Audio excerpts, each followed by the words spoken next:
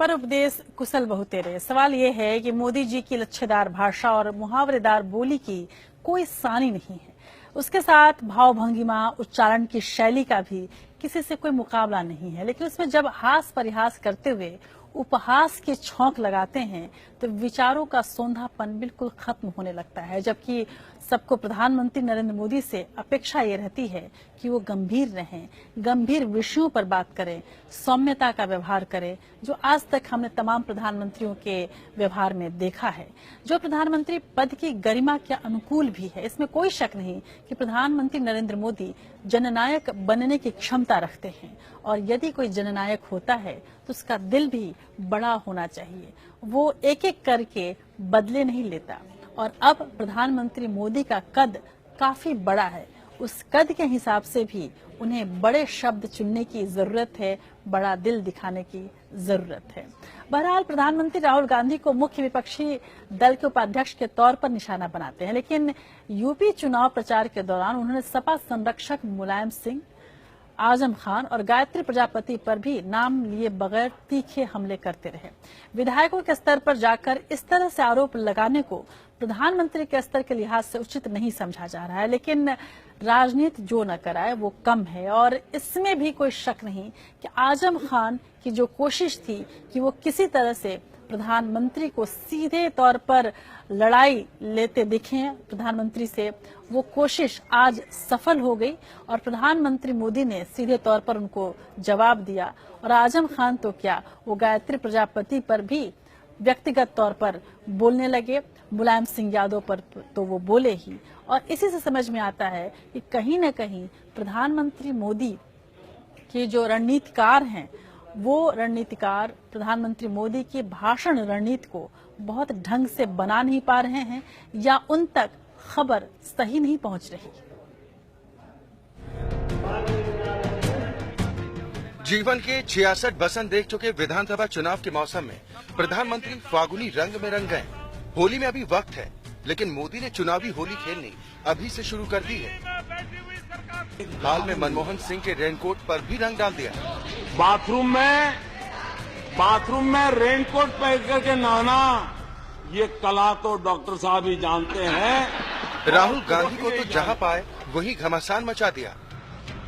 प्रधानमंत्री मोदी इन दिनों ऐसी तरंग में कि सपा संरक्षक मुलायम सिंह यादव और आजम खान को भी नहीं बख्शा, और तो और गायत्री प्रजापति को भी अपने लपेटे में ले लिया। ये कुनबे के एक नेता, समाजवादी कुनबे के एक नेता ने क्या कहा? उसने कहा आजकल टीवी पर बच्चे ऐसा देखते हैं, इसलिए कभी कभी ऐसा हो जाता है। भाइयों बहनों, जिस कुनबे की ये सोच हो, जिस कुनबे की ये परंपरा हो, आप तय करिए भाइयों बहनों, क्या ऐसी सोच वाले मां बेटियों की रक्षा कर पाएंगे क्या? गाजियाबाद अलीगढ़ हाईवे पर मां बेटी को कार से निकाल दिया, और निकाल करके घंटों तक उनके ऊपर जुल्म चलता रहा। इस कुनबे के एक जो सबसे ज्यादा मलाई खा रहे हैं, सबसे ज्यादा मौज कर रहे हैं, सबसे ज्यादा फायदा उठा रहे हैं,